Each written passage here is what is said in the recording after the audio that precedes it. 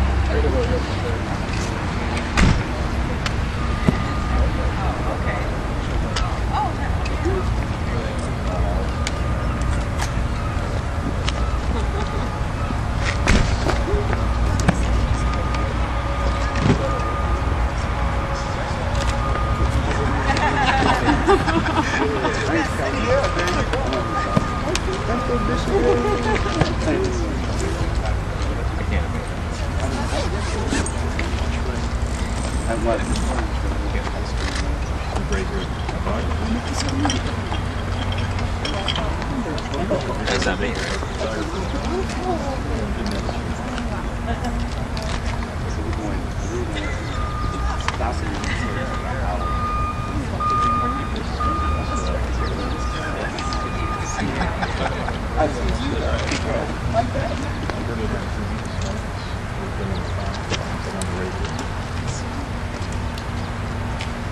Are you guys ready for a sound check over there? Oh, see something. Testing, testing, testing. You guys read something? Microphone check. Testing, testing, testing.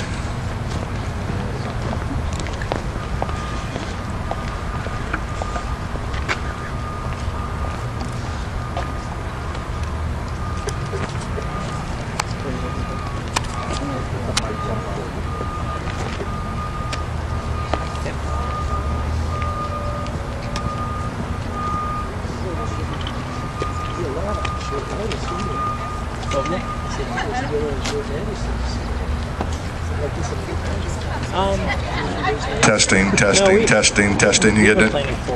Testing, testing, testing. Yeah. You get in the middle? Yeah. Testing, testing, testing.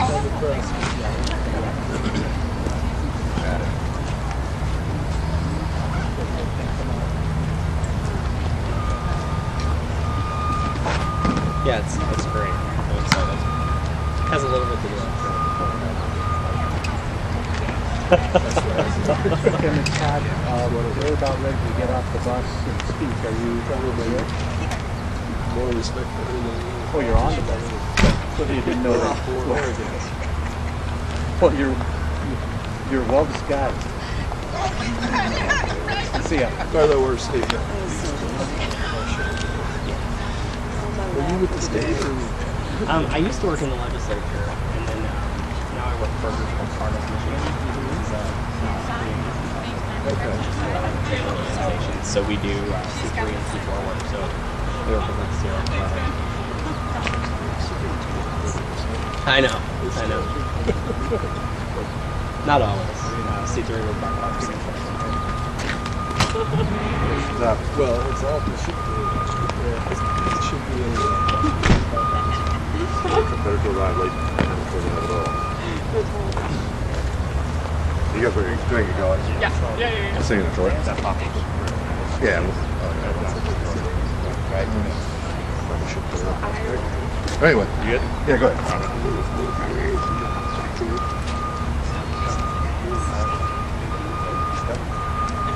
I have her number on my phone.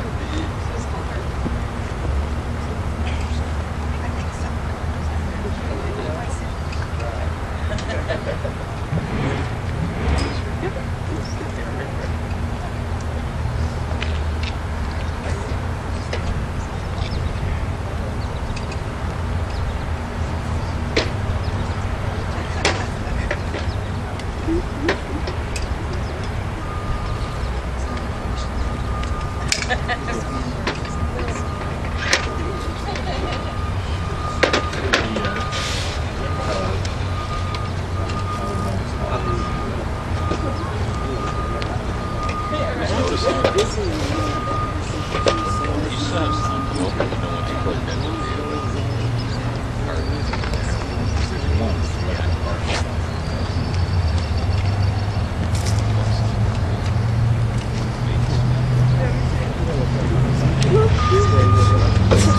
I know.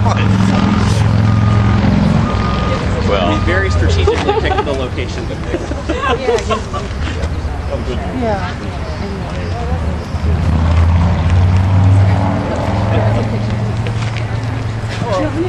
not a great idea. Look what I did. So, Who's coming?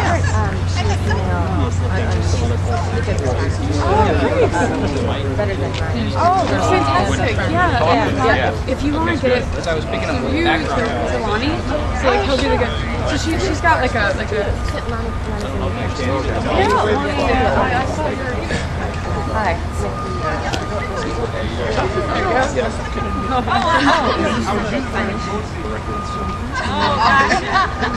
What's that? I'm sorry. What, My columnists. Oh, she's gonna take it. I'm gonna take some photos. I mean, I did take some photos. great. Yeah, and you, I mean, I have your Wireless. Like I said.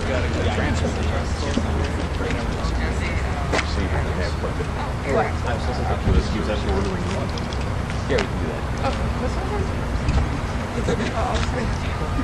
I'll send it to her and she asked. It's like I didn't even know that she worked.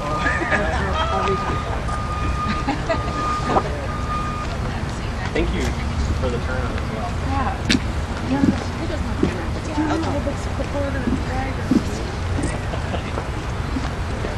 Hey!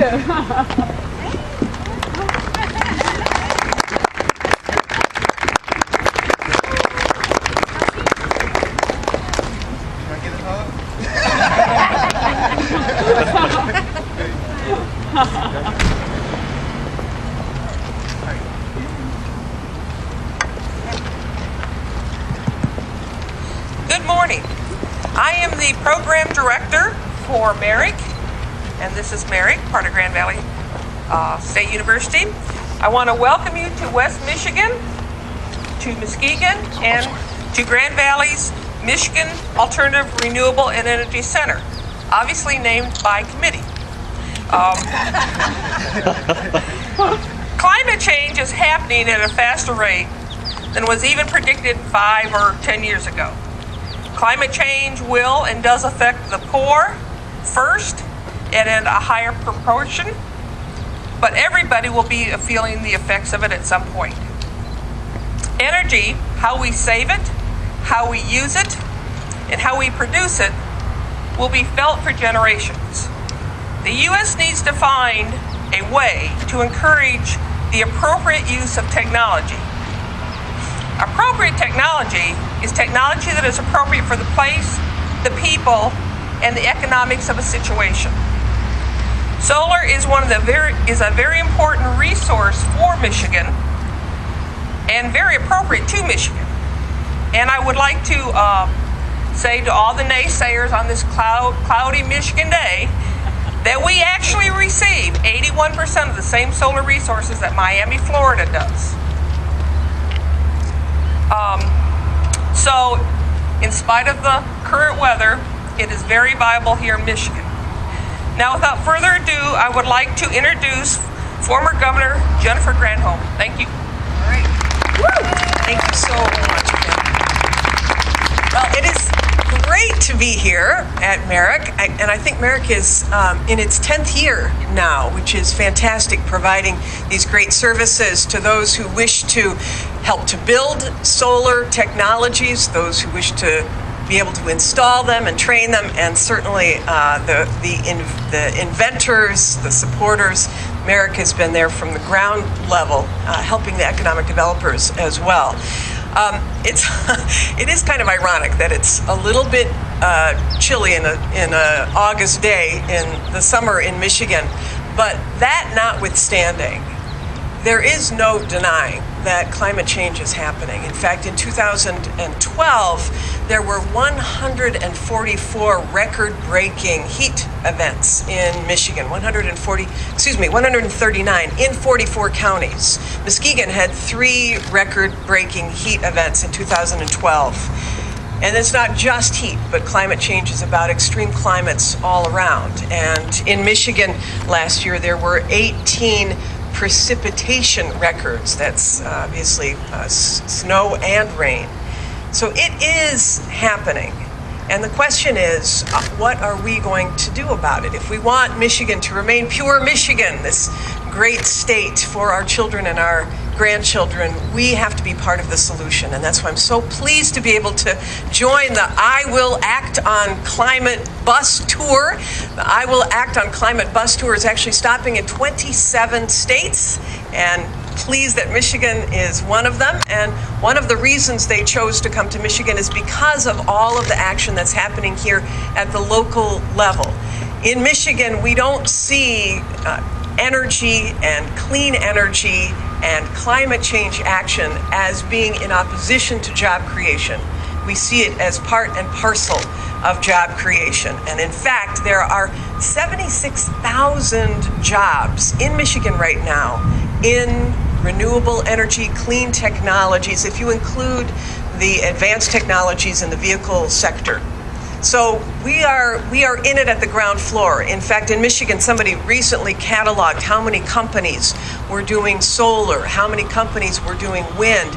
There's over 120 companies doing each wind and solar in Michigan. And part of that is because of policy, part of that is because of our resources and our talent base. And the question for us, not just as a state, but as a nation, is how can we do more? Because our efforts in Michigan and the efforts across the country are important, but they're not sufficient. So this bus tour is supporting President Obama's efforts on climate. He's had to act administratively. He's put out in June a 15-point plan to be able to do what he can do by ordering through executive action events to take place inside of the regulatory process of government and across public lands, etc. All of those are very, very important. But we have to do more. And we have to do more for the climate, but we also have to do more for jobs, as we know. In Michigan, if I asked you all, what are the biggest problems facing our country, you would probably say jobs is number one, or you might say gridlock in Washington is very high on that list. You certainly, I would hope, would think that climate change is a huge problem. And it's so huge that we often don't know what to do about it. Well, the Pew Charitable Trust's, their clean energy campaign every year comes out with an assessment of how much money is being spent across the globe on clean energy technologies. Last year, $269 billion was spent by the private sector on clean energy technologies. We've seen a 280% growth in private sector investment in clean energy technologies since 2005. And the question is, where is all that money going? Well, it's all going to the countries that have policy that make a good business case for those dollars to multiply. So a huge amount of that, over 40% of that $269 billion of private sector dollars is going to China because they have policy in place that makes it a good place for business people to invest in those kind of technologies. In fact, President Bush, when he was president, he asked the then premier of China, what keeps you up at night? And what Hu Jintao told President Bush was, what keeps him up at night was creating jobs, 25 million jobs a year for his people. And what he has done, what he did and what his successors have done, is to create in China their version of energy policy. We don't want the same version here, but I can tell you we've got to do something to be able to get our share of the jobs that have gone to China. And if we do nothing, then we will be simply aiding and abetting our economic competitors. I was in China recently with a group called Securing America's Future Energy, and the Chinese officials were showing off what they were doing to create jobs for their people. And we were at one demonstration, and the dog and pony show was happening, And I was standing in the back of the room with the mayor of a Chinese city, and he nudges me and he says, "So, when do you think the United States is going to get clean energy policy?" And I said, "Oh my gosh, I don't know. There's gridlock in Washington." And he just smiled and he said, "Take your time." Because they see our passivity as their opportunity. And the question is, our economic competitors right now, because they have policy, are eating us for lunch. We can be either at the table or we can be on the table. And I don't know about you, but I prefer to dine. So with that, I am so pleased to be able to introduce Susan Hedman, who is the Regional Director for Region 5 of the EPA. Susan has been obviously huge in the trenches on making sure that clean energy technologies and slowing the emission of carbon is high on the agenda, and she will be, I'm sure, leading the implementation of the President's Economic Plan on Climate Action. Susan Hedman. Thank you very much, Governor Granholm.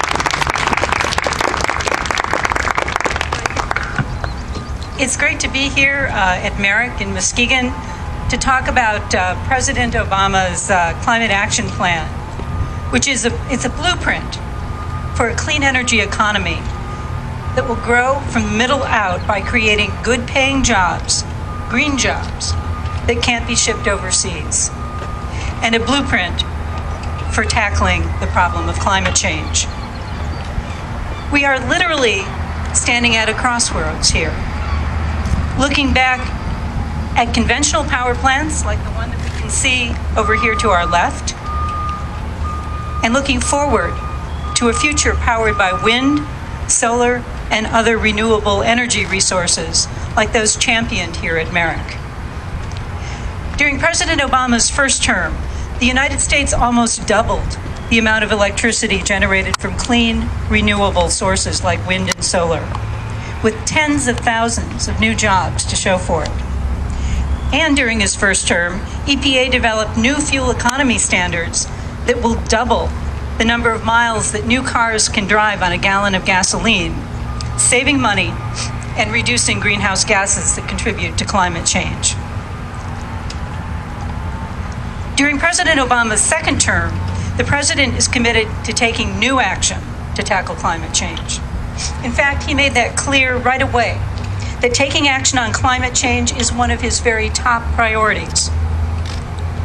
In his speech on election night, he said, "We want our children to live in an America that isn't threatened by the destructive power of a warming planet." And when President Obama was sworn in for his second term earlier this year, during his second inaugural address, he said, "We will respond to the threat of climate change, knowing that failure to do so would betray our children and future generations." The president noted in his inaugural address that some may still deny the overwhelming judgment of science, but none can avoid the devastating impact of raging fires and crippling drought and more powerful storms. President Obama went on to say the path towards sustainable energy sources will be long and sometimes difficult. But America cannot resist this transition. We must lead it. We cannot cede to other nations, like China, the technology that will power new jobs and new industries. We must claim its promise. That's how we'll maintain our economic vitality. That's how we'll preserve our planet. The very next month, in February, the president reinforced those remarks during his State of the Union address, in which he said, "For the sake of our children and our future, we must do more to combat climate change." He said we can choose to believe that Superstorm Sandy and the most severe drought in decades and the worst wildfires the states have ever seen were all just a freak coincidence. Or we can choose to believe in the overwhelming judgment of science and act before it's too late. President Obama also noted that the good news is that we can make meaningful progress on this issue while driving strong economic growth. Significantly, the president said that if Congress won't act soon, I will. He said he would direct his cabinet to come up with executive actions by agencies like EPA to reduce pollution, prepare our communities for the consequences of climate change, and speed the transition to more sustainable sources of energy. And to make that happen, just a week or so after his State of the Union address, President Obama nominated Gina McCarthy to his cabinet to serve as EPA administrator during his second term. When the president announced Gina McCarthy's nomination, he said that her job, EPA's job, would be making sure that we're investing in American energy, that we're doing everything we can to combat the threat of climate change and creating jobs and economic opportunity. A few days later, on a rainy day in March, I joined President Obama at Argonne National Laboratory just outside Chicago when he announced his clean energy plan, which challenges America to double renewable electricity generation again by 2020. Then, while we were waiting for the Senate to act on Gina McCarthy's nomination to head up EPA, President Obama released his climate action plan, which you can read on the White House website.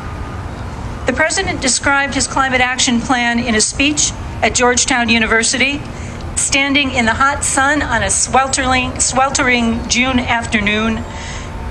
And in that speech, President Obama directed EPA to put an end to the limitless dumping of carbon pollution from our power plants and complete new pollution standards for new and existing power plants by the end of his term.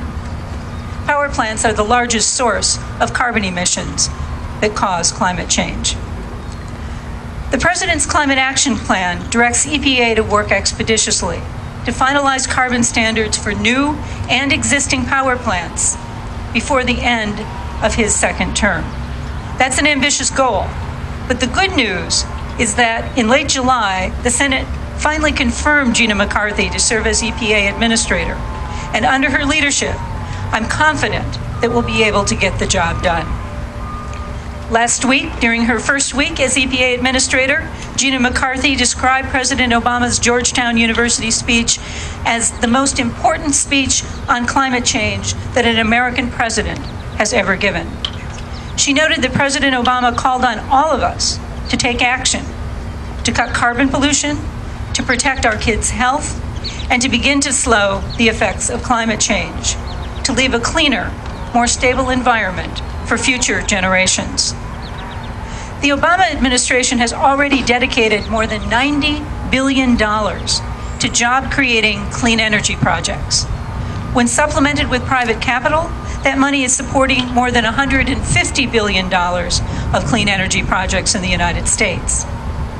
We need to build on that momentum to cut carbon pollution, to stop climate change, and to create good jobs across the country. Federally supported energy projects and new federal environmental standards are already creating jobs here in Michigan.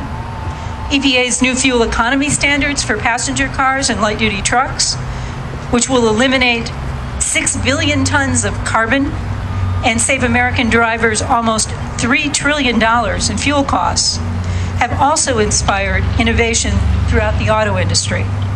Ford Motor Company announced at the end of May that it will make an additional 200,000 vehicles annually. That success translates directly to jobs. Ford also announced that it plans to hire 3,500 more workers. President Obama knows as well as any of us that we can't wait any longer, that it's time to act, to build a strong green energy economy, and that's why he has made climate change a top priority.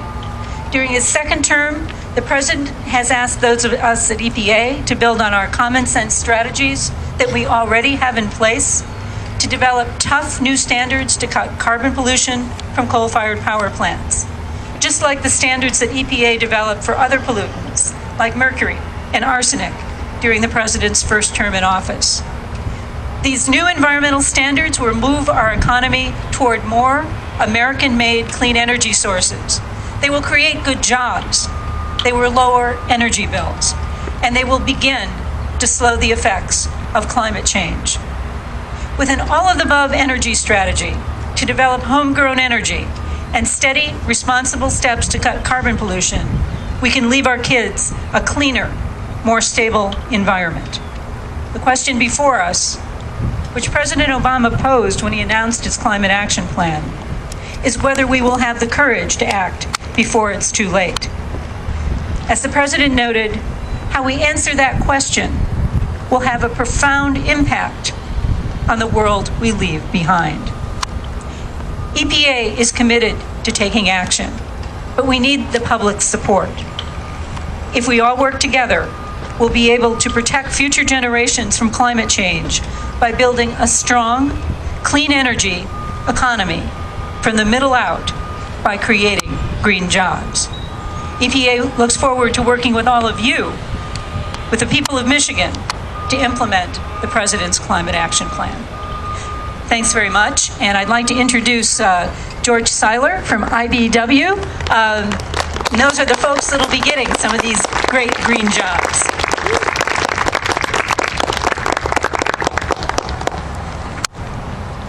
Good morning.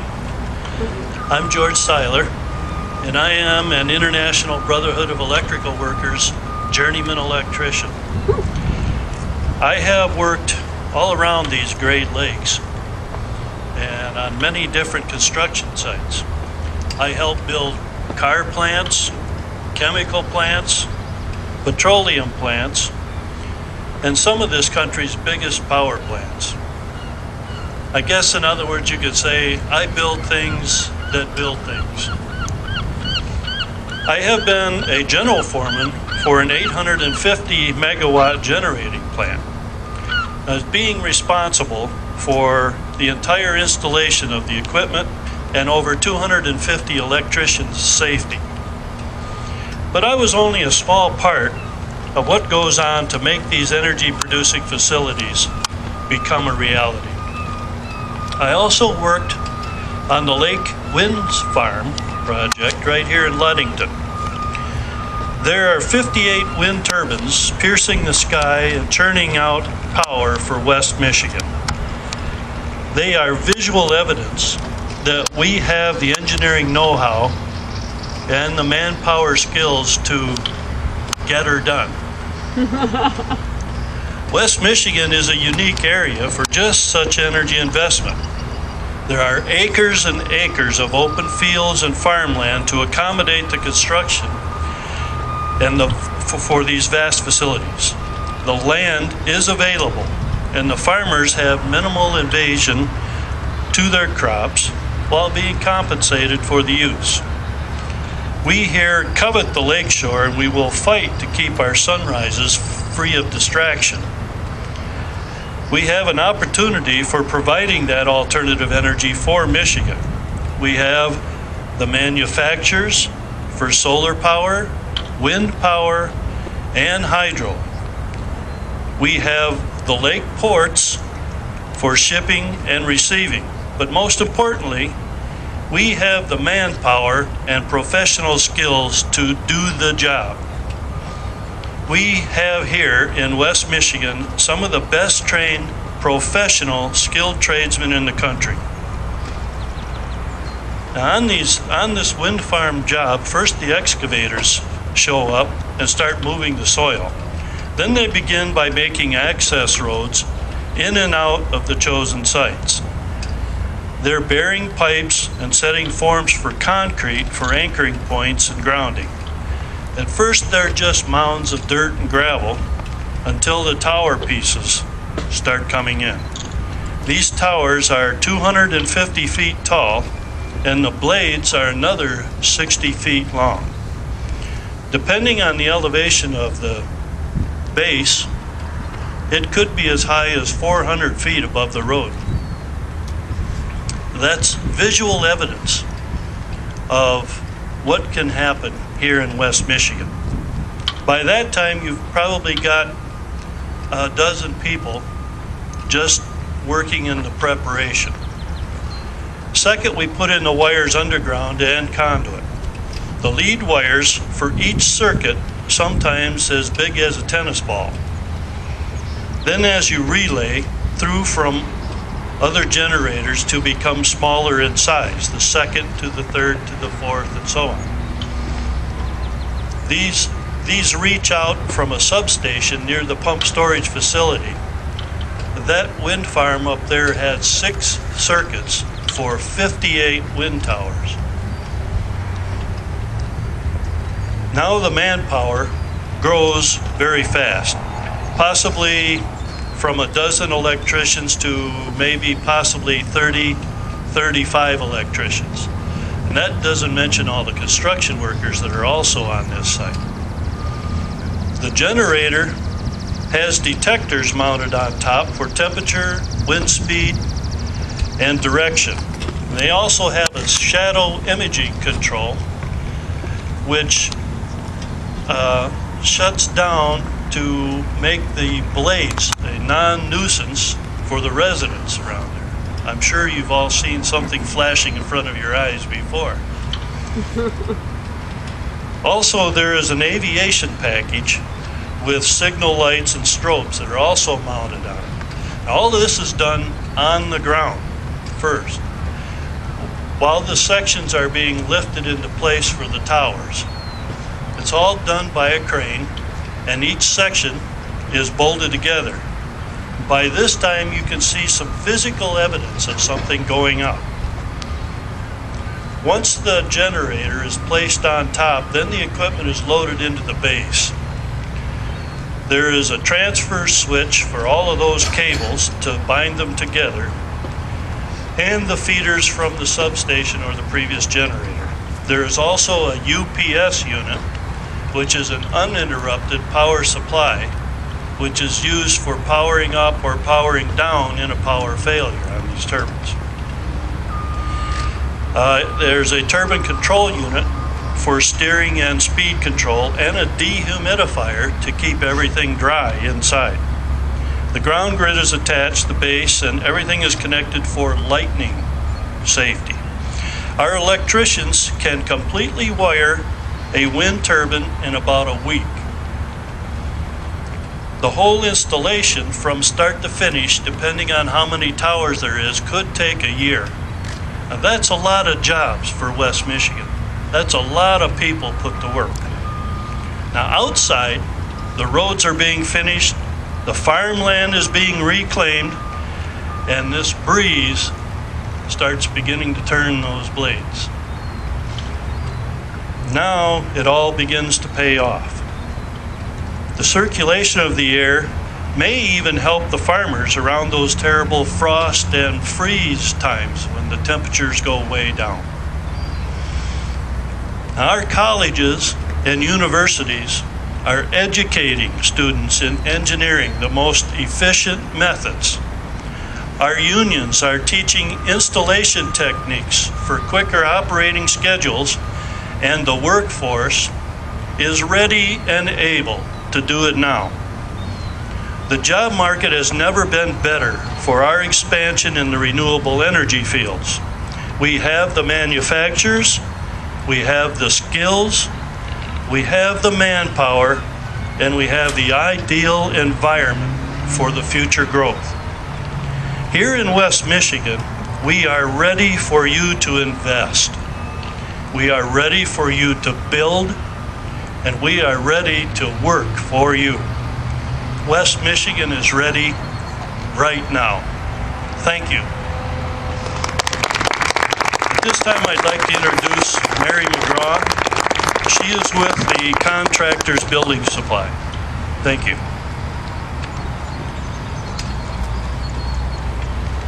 Climate change got me a little bit this morning. I wasn't prepared for this August weather. Thank you for the jacket. I represent a small company in northern Michigan called Contractors Building Supply. Contractors Building Supply supplies and installs energy-saving products like windows and energy-making products like solar panels, solar hot water panels, and wind turbines. They also supply about 30 to 40, maybe 50 other small businesses in Michigan and the Midwest who do the same types of businesses. So these are installers in our local communities. A lot of them IBEW members, electricians, and just your regular, literally, mom and pop shops. Contractors Building Supply has been in business over 30 years, and they very steadily provide somewhere between 8 and 20 jobs to the local workers. These are local families, like we all know. People who live down the street from us, who go to church with us, who go to their kids go to our schools.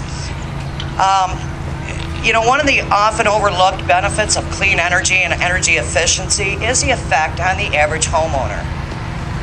I worked in the mortgage industry in the past, and one of the biggest things I saw on people trying to apply for a mortgage that had been in collections was utility bills that end up on there that they couldn't pay. What if we can remove $20 or $30 a month from the average homeowner's utility bills? Where are they going to spend that money? They're going to buy their kids a pair of shoes at the local shoe store. They're going to take their kids out for pizza. They're going to go to the local bowling alley. They're going to spend that money within their own economy locally.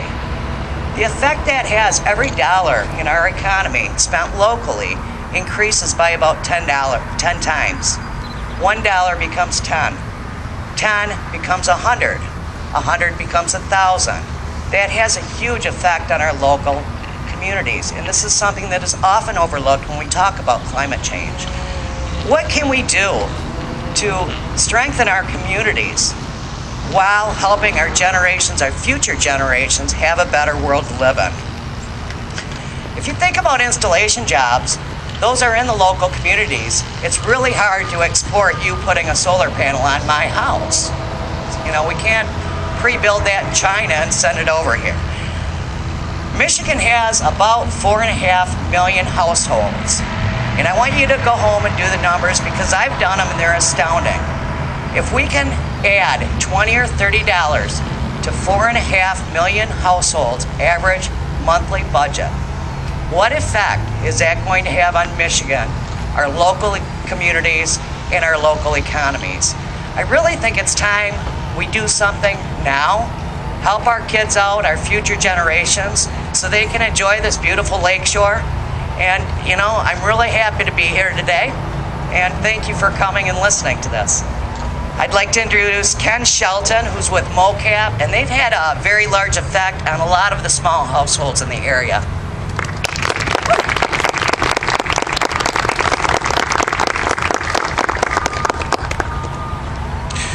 It makes smart business sense to address climate change. When President Obama announced his climate plan last month, he talked about the importance of using the resources that we have to make sure they go as far as they can. Because of rising gas prices and the negative effects some of these things have on our environment, I realized the importance of that kind of thinking. Because Muskegon Oceanic Community Action has for more than 40 years worked to make homes in Muskegon and Oceana heat efficient. We have installed efficient furnaces, insulations, and roofs. And we have collaborated with other community leaders to save money on energy in our community. Also, we were fortunate because of the President's plan to receive a $3.2 million grant for clean solar energy. Our agency was able to install saving panels on Every Woman's Place, Rescue Mission, and West Michigan Therapy. These agencies have been able to save about 25% of their normal utility costs, which is very important because we realized in these last few years, funding has decreased tremendously. And so that money that was used for utilities now can be diverted for important projects to help our people and our community. Also, we have been able to install solar water heating systems in a number of our customers' homes within this community. I think it's very important to think about the fact that when we think about that grant for $3.2 million, most of that money was spent right here in Muskegon. It makes sense to save energy. It helps businesses and organizations save money. It is something that is creating jobs right here in Muskegon. And the President understands that. So he's calling for more energy efficiency in his plan. We're thankful for the insight the President has given in this endeavor because our community has benefited tremendously. Thank you.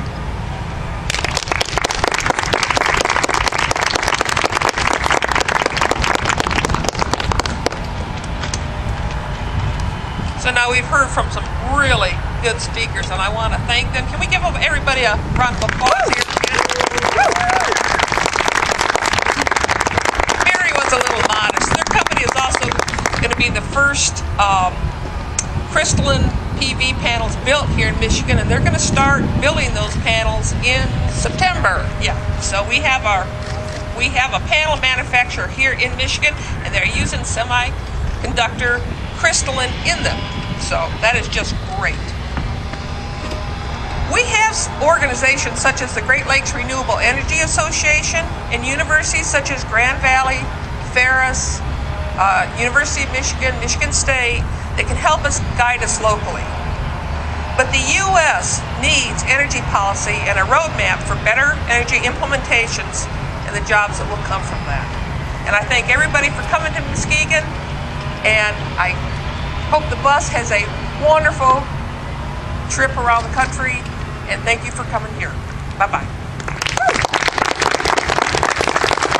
We will have time for a few questions. We just want to remind everyone, we know that there are a lot of issues in Michigan, but the only questions that will be addressed today are questions about this event. So if anyone has any questions, we have a few moments for those before they get back on the bus. Ms. Hedman, I'm wondering if you could speak a little bit about President Obama's policy on natural gas and how that affects climate change.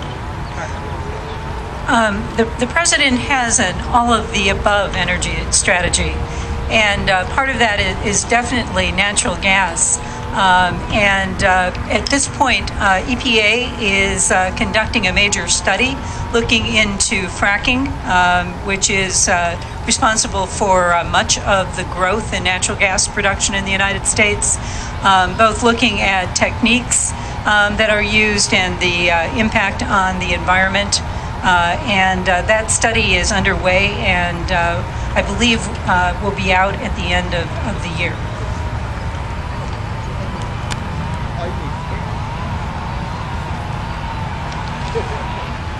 Any other questions? Governor, why did you pick Muskegon in particular for one of the Because we're great. Because you're great. No, I'm so pleased to be here because Merrick has been such a tremendous partner in ensuring that the deployment of these technologies really goes all over the state. But you've got this huge effort on wind over here, as well as nearby in Holland with LG Chem and what they're now gearing up to do with the production of the technologies and the lithium-ion battery for the Volt. There's just an awful lot going on the great west coast of Michigan, and so I'm thrilled to be here. I'm thrilled the bus decided to stop here in Muskegon.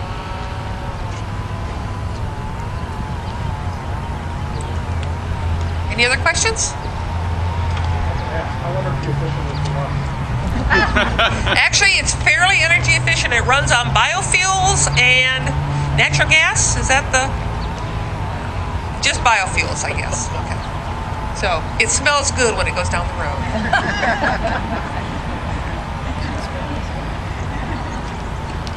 Any other questions? Oh, yeah, we have one more. Okay. Is there any future for graphene battery technology in the EPA or the federal government? I'm sorry, could you please repeat the question? Is there any future for the promotion of like graphene battery technology by the EPA or the federal government? The part of the president's all-of-the-above strategy is to look at energy storage in a very big way. That is really more in the jurisdiction of the Department of Energy than an EPA, but I know that that is one of the areas that DOE is devoting significant resources to in the future, energy storage and new types of batteries. And I will add to that actually the Department of Defense is probably the biggest buyer and installer of renewable energy and battery technology in the country. So the Department of Defense, they have grants and they want research done. So if you're interested in doing research, they've got a place for you there. Thank you. Thank you all very much. We appreciate you all coming.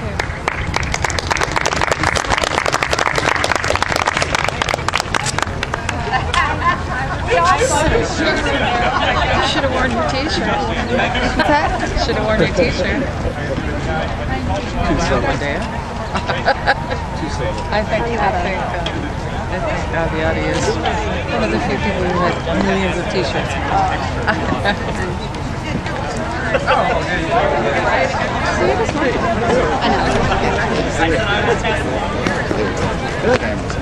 We were in Kenya for a year.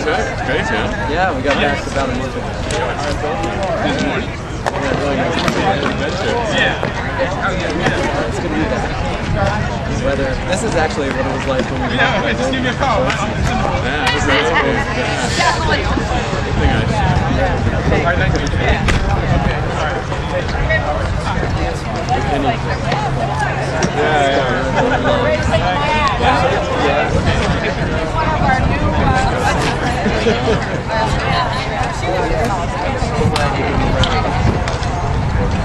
How you doing? Good to see you.